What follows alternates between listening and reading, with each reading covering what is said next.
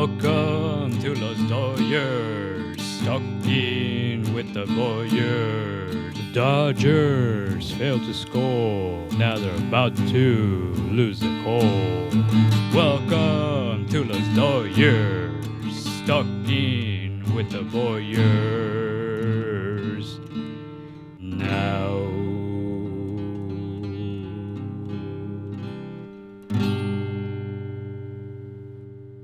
Well, this isn't where we wanted to be.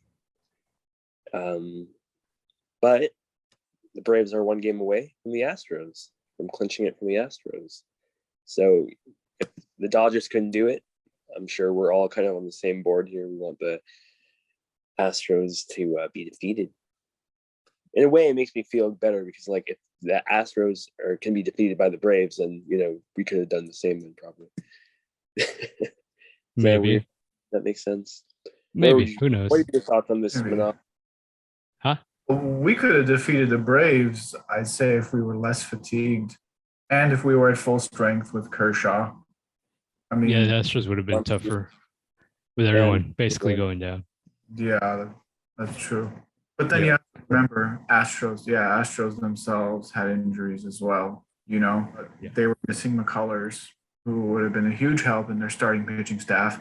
And, missing Verlander for the entire year. So, Verlander's been a non-factor. But yeah, no, you are right. We might have had a chance then. Because, we're seeing it in this series right now, how their pitching is just unraveling. It's, it's that time of the year, Mm-hmm. So we could have had a shot. But then again, Kershaw, Muncy, Scherzer, Turner. Oh, yeah. They're all, that's two big bats and two big arms. Yeah, I guess it would have been a little evenly matched, maybe. And we would have had home field advantage. So there is that, whatever that's worth. Realistic as possible. We can't blame the loss fully on the injuries and the fatigued team. We ourselves, especially in that last game, I think there was a huge mistake. That was sort of like the proverbial rotten cherry on top, if you will, of the Braves winning it. And I think that was the pitch calling by Will Smith in that at bat to Eddie Rosario, where he had that big home run that put the Braves in the lead. Well, I don't think that's pitch calling. I think that's Buehler being stubborn with his fastball, and he just left it up. I don't think that's the reason they lost at all, that game, or the series, for that matter. I'm still going to stand by what I've been saying this whole time. The offense just sucks. Well, there's that too. Yeah, there's multiple factors. Obviously, yeah. But I would say the thing that's killed us the most would be after, leading the National League in runs, leading the majors, I think, in runs. And then that being averaging, 2 runs in our losses in the NLCS? Yeah, and our hitting with runners in scoring position. Yeah, it was just, offense was just abysmal. It was painful to watch. Yeah, starting pitching, which is normally just spectacular, just did not perform up to par. Did not perform up to the level that they were expected, up to the level that they should have. You could go back and say that was, because we were using only 3 starters, they were fatigued. But the starters, even while being fatigued, could have definitely done better. But I guess a silver lining of the whole series was that the bullpen did really well. Yeah, bullpen was pretty elite. Yeah, we thought they would. Just couldn't all come together, though. Yeah. I know we said we were going to do a rant, and maybe right when we lost, maybe that was the feeling. But for me, I'm like, I look back on it, and it just wasn't meant to be, I don't think. Time heals all wounds, right? Yeah, literally it should for next season. But we were just tired. It was too many injuries to our key guys, and I think just overall as a team, we were just like that. San Francisco series really drained us, and just I think if you wanna do find a scapegoat, I think the whole organization as a whole is to blame, in that they're very competitive, and what I mean by that is that they to the last day they were starting the regulars because they wanted to win the division. Obviously, that's what everyone wants, at the beginning of the year. But I think maybe at that point, especially coming off again. I go back to that 60-game season and knowing that we have still a long road ahead of us in postseason. Maybe once they would have clinched the playoff spot, maybe that should have been the time to rest guys. Maybe Max Muncy would have been starting at first base when Will Smith made that bad throw, and he wouldn't have reached, and he wouldn't have hurt his elbow. And then, I mean, it's just a lot of what ifs. Yeah. But I mean, the end result was the same. They lost the division. They had to play the 1-game wild card. So I don't know. I think maybe that's just a learning experience. Maybe for next time, if we're not in the lead, but we still have a playoff spot, maybe they will be a little more considerate in the long run. But this is just like nitpicking. At the end of the yeah, they were working to the very end.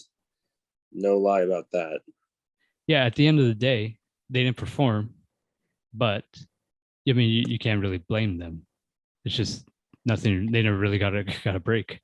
Yeah, you can only be on the brink of elimination so many times before you finally get eliminated. Yep. We could have certainly done better, but I mean, honestly, it's very impressive what we did with all the injuries. Still, I mean, our first podcast was like, we were talking about how it didn't feel like 100-win team, remember? And we ended up winning 116. We had the second best record. Any other year, we are the best team in Major League Baseball. It just had to be this one freaking year with those pesky Giants. Yep. Yeah. And they got to Game 6 of the National League Championship Series. Honestly, look back. I mean, it's a failure that they didn't win the World Series, but it's not like, I don't think it's the worst season they've had. Oh yeah, I mean, it's like you said, it was just a long ride, and eventually you're going to run out of gas. Yeah, I definitely say there were other seasons where we've definitely choked worse. We've definitely had situations where we were expected to win more, but it was fully our fault that we lost. Whereas this season, you could find more scapegoats, like, oh, it was just a fatigue. It was just a bunch of players being lost, going on the IL at the worst times possible. And then us, like, fully starting our main players in trying to win the division from the Giants. So with this season, yeah, I would definitely say it's there are kind of certain things to blame, whereas other seasons, we had postseason losses that were inexcusable, like that we should have won, but we didn't, kind of like 2019 and even before that, many seasons. Yeah, for me, I mean, we won 106 games too in 2019. We had no competition in 2019 whatsoever for the division. That was a bad season. That they should have won. And now, I mean, I try to, in regards to Dave Roberts, I try to be very, I try to see both sides of the coin. But 2019, that was 100% his fault. Keeping in Kershaw, that is the one time that I'll completely never forgive. I'll roast him for that for eternity. That was 100% his fault. I don't want to dive too much. Well, on the topic of Dave Roberts, one thing that always bothers me, or it's like, I mean, yes, he's the coach, but people are so quick to manager. They're like, go at him. Manager. Oh, sorry. Well, yes, manager. Okay, I'm really tired. This isn't the NBA, Geronimo. Yes, you are right. But if you still look at what he has done for the organization, I mean, yes, it's an ongoing joke that, losers again, LA lost again, but we're consistently there. It's just, it never can line up perfectly unless we only play 60 games. That's true, but I feel like that would be more credited to the front office and to the players themselves. Oh, I do want to say, so I guess everyone was right. We can't win in a 162 game season. There we go. It was an asterisk World Series. I'm a Dodger fan. I'm going to say that. Asterisk World Series. I mean, within the context of those rules, we won, but it was still, in a way, sort of illegitimate. Yeah, I mean, that's a whole nother podcast, but I still disagree, but yeah, that's probably a whole other podcast. Did you say you disagree? And then I'm not disagreeing that we won within the context of that tournament, but the reason we won is because all our players were healthy. We didn't have to go through that whole grind until Justin Turner. But that's another games. Story, another podcast as well. Yeah, that's something we don't touch. 160 versus 60 is obviously very different. Move on. They won that. Congratulations. They won that tournament. They didn't win a real season. Sorry. But back to the current season, Rosario. Oh, man. That's respect right there. Yeah, I mean, he got hot at the right time. What are you going to do about it? Well, nothing. Can't do much about Exactly. it. Just hope. You know what I found funny too is that Sandra Freeman in his press conference at the end of the season, he was like, "Yeah, you know what? We could have used someone to pull in Eddie Rosario." So I thought that was pretty funny too. And it's just, I mean, it happens every year. Just one guy gets hot at the right time, and that's that. You know, that's the magic. That's the magic of October. Magic. That's the bullshit of baseball, but whatever. Yeah. So you wanted to talk about how the Atlanta can beat the Astros? 3-1. Side 3-1. What more do they need to do? Well, you know, in my notes, I was given, you wanted to talk about that, but I guess what you were doing that while you were watching the game, you didn't think Rosario was going to hit that homer. Rosario had a catch drama. I mean, I know you've been working, but sorry. Yes, I'm very tired. Rosario had the defensive play of the game. The homers came from Dansby Swanson and Soler. Yeah, solar power. Yeah, solar power. That was a shot, though. It was like a straight. Yeah, that was smashed. Man, yeah, off the bat, like I knew right away. Yeah, Swanson was a good piece of hitting. But Soler, that was a bomb, man. Yeah, that was fun to watch. And it was just so epic in the moment too, you know, with the Braves chant going on, and then just right after the chant, like that ball being crushed out of the park. Back to back. Yeah, no, that's true. Yeah, that back to back home runs. Yeah, that's how you do it. So 3-1, the Braves. Oh, it's a big killer for the Braves that they lost Charlie Morton in game 1. Mm-hmm. Yeah. So, I mean, it'll be tough because they got a bullpen game tomorrow, and Houston has Framber Valdez, I believe. Valdez tomorrow. That's what yes. So pitching matchup wise, they have the edge there. Game 2, you go back, and it'll be Fried versus. Ooh, I'm blanking right now. I am blanking on the starter. Garcia. Garcia was game 3. Game 2 was. I'm blanking too. Yeah. Urquidy. There we go. Oh, that's right. It was Urquidy. Okay. And then game 7, anything can happen. Luis Garcia versus Ian Anderson. I blanked again. That's going to be their pitching duel. But if I'm the Braves, if I'm Brian Snitker and the Braves, they had length, a little bit of length this game from Kyle Wright. But I mean, it's just bullpen game after bullpen game still, technically. So if I were the Braves organization, I honestly, I would go with Max Fried to close it out. Really? Because I'm doing that. I'm betting on 4 or 5 solid innings from him, as opposed to just having a full out 9-inning bullpen game. And I'm also playing the long-term game right there, because then the bullpen would technically have 1.5 days of rest because of the travel day, and then having Fried eat up some innings in game 5 too. So even if you lose game 5, you still have a full-on bullpen game for game 6, and then game 7, anything goes. So I mean, that's just me. If I'm the Braves, I'd want to close this thing right now. Having that Atlanta curse thing behind my mind. Keep it going. I'm pretty sure. I don't think they'd go. That's how I would do it. Yeah, definitely. That's how they did it too. In the NLDS. When they had Morton. Of course, Morton has more experience. Oh, that's right. Yeah. But I would take a chance and there. Max go Fried, for the blow. what have his numbers been like lately in the postseason? Good. Really? Okay. Yeah. I'll have to check. Now there. Yeah. I mean, it doesn't matter what his stats are. He's been pitching well. Yeah. He's one of the better pitchers in the second half too. So I mean, he's rolling. I would take a shot there, but that's just me. Okay. Going back to the Brian Snitker and the Braves, I did want to mention.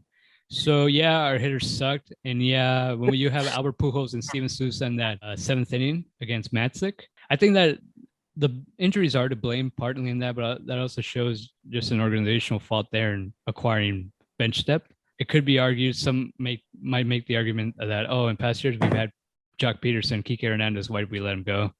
And that was bench depth. So you can make that argument. But for the viewers out there, the listeners that don't know what bench step is. You don't know what bench depth is? Okay. It's just guys on the bench who are not in the starting lineup who, know how to hit a baseball. Okay. I never would have guessed that. But yeah, I mean, you got when you're turning to Albert Pujols, 41-year-old Albert Pujols and Steven Souza in the spot, even though Pujols had been great against left-handed pitching. I mean, in other years that wouldn't have been the case. So I think There's also another area for the offseason that they need to address. Just trying to strengthen up that bench, maybe put in a little veteran core, because that's what the Braves did. They lost Acuna for the year. They lost top 3 easily best players in baseball. And they went out and got 4 outfielders in Soler, Jock Peterson, Adam Duvall, and Eddie Rosario. So yeah. Anyway, I sidetracked a little, but yeah. So our hitters didn't perform, but you also got to give credit to the Atlanta staff, Brian Snicker, how he handled that. And I mean, when you're facing Tyler Matzik, I mean, this is a guy who has currently the longest schlong in Major League Baseball. So that's right. I mean, how are you going to hit that, Straight from Wikipedia, Yep. Always a verified source. Wikipedia. Very reliable. The reliable encyclopedia, yes. We got 6 months till opening day? Or a little under. Something like that. Talk about off season. We got a lot of free agents. So we're gonna have a whole podcast dedicated to the off season, because that's one of my favorite times. But for right now, let's try to focus on who they bring back. Who do you guys think they bring back? Let's start with you, Manash. To me, it seems like the 2 biggest would be Corey Seager and CT3. Okay. So I've been thinking about it, and it's kind of hard for me to decide between the 2. Seager in the postseason can either be red hot, as he's shown before. He could either be on or off. So I'd say Seager, as far as just like offensive output in the regular season, would be better than CT3. However, CT3, makes a case for himself because of the at-bats he puts up in the postseason. He's always a clutch hitter, always gets hits when he has to in the most important moments. And even if he doesn't, he'll always at least put up a good at-bat, He'll always grind at bat, go deep in the counts, foul off a bunch of pitches. Whereas Seager, this is just my personal opinion of the type of hitter I like to see out there. But Seager is always just, in my opinion, overly aggressive, always goes for the first pitch, whereas CT3, someone that comes up big in clutch moments, grinds at bats. So I think CT3 is a must-have. And his salary, if they sign him back, will be lower, I'm assuming, than Seager's, right, if they try to sign Seager back. So I think CT3 is probably the best option for the Dodgers to sign back. Geronimo? I agree. I don't have the list of free agents right in mind. Okay, so they have 5 top free agents. Though. Yeah, huh? Well, there's a ton though. I remember the announcers reading them off. They have a lot of they're gonna have a lot of turnover. Manash brought up a good point. Pay. They are going to try to sign him lower, and that salary cap or that budget cap, which I still don't know if it exists, but I think you're going to see a redistribution of the wealth, I guess, is one way to put it.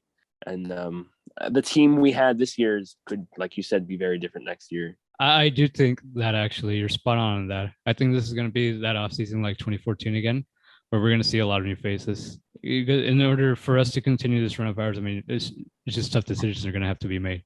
I think someone's going to get traded, someone who has kind of a big name with us, in order to kind of build back that farm system depth and also try to give us a controllable piece.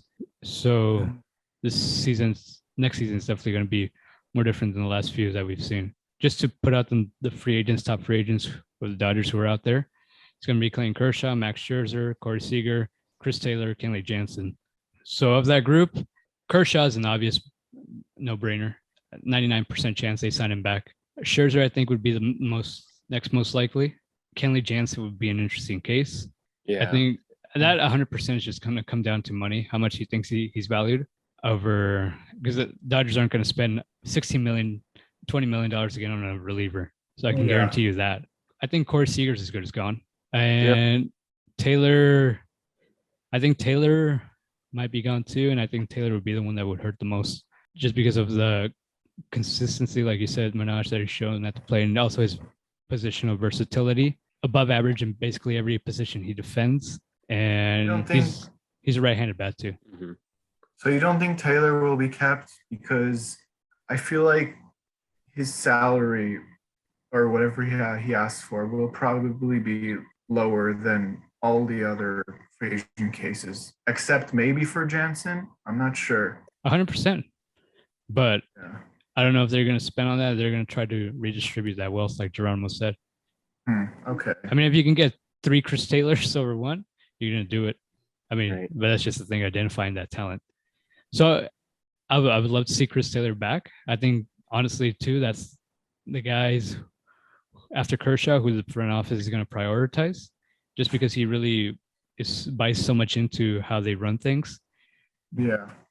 But I don't see Chris Taylor, being a lifelong Dodger, and he's earned that right. He's rebuilt himself, and honestly, I think it's going to be a very strong market for him out there. And we're in that era where just guys are being paid for being able to contribute in different ways. A guy like him versus Corey Seager, who, at his best, he's I think a top 10 hitter in the league. Oh yeah. But Seager can't run. Seager isn't really the best defender at shortstop, and he's very adamant and sticking at short when there are better options defensively. In that scenario, I'd rather have Chris Taylor just because of the different things that he can do. It's like you're getting more bang for your buck right there. Huh? Well, yeah, you got to get utility players. Expensive ass utility player, but yeah. Yeah. Something that I just thought of now, and I guess it's kind of like our skeleton in the closet because we haven't addressed it. I don't think anyone has. Trevor Bauer. What's going on there? I don't know. Regarding the accusations and just. Well, do you know? He's still on the team. I mean, technically, no. Technically, is he eats into the salary cap though, does he not? Well, it's a tricky situation. It really depends what the league decides to do with him for next season, which, knowing how the league operates, we're probably not going to know until March 31st, 2023. But yeah, so basically if they suspend him, we don't pay anything to Bauer. If they don't suspend him, he's back in the rotation. Well, I mean, I honestly, no, I can't speculate after that. I don't know what they're going to do with him, but I would assume they're going to keep him if he were eligible to try to have someone who tweet innings. But I don't know. That's just my pure speculation. Again, I don't want to speculate too much, but I've heard, like when he was, he's heard through the grapevine. Yes, I did hear. Well, in the Twitter sphere, all the others unfollowed him, like his teammates. So I don't think he was necessarily good for morale. Yeah, that's a while ago. It is possible that Andrew Friedman might do something, that he might get suspended for PR purposes. But I don't think that's a Friedman choice. I think that's more up top. Yeah, that's like Mark Walter choice. Yeah, that's true. But yeah, as of right now, I mean, it's all rumors. There's no objectivity. There's just nothing solidified yet. The investigation by the Pasadena police, I believe, is still going on. Yeah, there's nothing. There's not much we could really say about the situation. We could just wait and see. Yeah, and that sucks too, because that's pretty much where the front office is going to be. I mean, they're really not going to be able to make major moves until they have more of an understanding, not only with the Trevor Bauer situation, but also with the current CBA expiring, which drawn was basically how the players and the owners agree to things. The union, yeah. Yeah, there you go. I know about that. Big word for you. Well, that actually brings up an interesting point, totally unrelated, but I was just thinking, well, I guess we'll change the subject again. DH in the NFL. The host. Isn't that a thing? Isn't that supposedly a stake in the contract? I guess not supposedly, either is or isn't, but so from what I understand, what I think everyone can pretty much agree on is that whatever the next CBA is going to be, the universal DH is going to be there 100%. Really? I mean, it just makes sense, so much sense on all fronts, from an entertainment value, from a health value too. Yeah, I don't know. We have a lot of changes coming up, but going back to the start of the podcast, what's the score tomorrow? MVP of the game. 4-3 Braves. They win it. They win the World Series tomorrow. That's my guess. I don't know what the score is going to be tomorrow. I feel it's going to be a blowout, but I have no idea who's going to win. Really? Okay. Someone's going to blow the other team out. Yeah. That's been the trend of the whole series going. From these last two games now. These last two games have been pretty tight. Yeah, it's not the last two games, but yeah. So you got to have a blowout then. Yeah. But within each respective series leading up to the World Series, we're regressively mean on both sides. Huh? No, that like I'm just. You're right. I mean, I don't know. We'll see. Well, just thinking about it and how they're not going to go with my idea of using Max Fried. Atlanta has a bullpen game. And honestly, the way Dusty Baker's been managing, which I have no idea why he took out Luis Garcia in the third inning of game 3, third or fourth, I forget. I think Valdez is going to have a short leash too. I mean, he's got it, I honestly, because it's going to be game 5. It's going to be an elimination game for them. So yeah, someone's going to blow the other team out. Also, Valdez might get bombed. Yeah, that's true. Game 1. We never know. So, like you said, blowout. Braves winning in a blowout. I don't know. He's got Braves winning. I don't know. I'm done predicting baseball. Yeah. Right. It just leaves a heartbreak. Well, I can, but that's how it goes. All right. Well, let's see. We'll see something spooky tomorrow. Mm-hmm. Are you going to be a ghost for Halloween? Yes. Did you get that joke in our little group chat? Did you get the joke? No, I have no idea what you're talking about. Wow. All right. Oh, he's been back. We've been putting gravestones in the chat. You even put a gravestone for him on the last podcast. Yeah, that'll be interesting what I decide for this podcast. Weren't you gonna do Charlie Blackmon for me or Rice Harper? Oh no, don't worry, Minash. I have something special planned for you. Oh no, like that. I do not like the sound of that. Hey, how about Ian Anderson? I feel like he's another lookalike of mine. I'll consider it, Minash. Yeah, I mean, come on, haven't you seen him like with the full beard and long hair? I mean, it would go with the World Series theme. I think he's a more of a lookalike than Harper. I disagree, but okay. Well, okay, fine. Yeah. Well, is that it, Minash? Geronimo? Same bat time tomorrow. Same bat channel. You wish.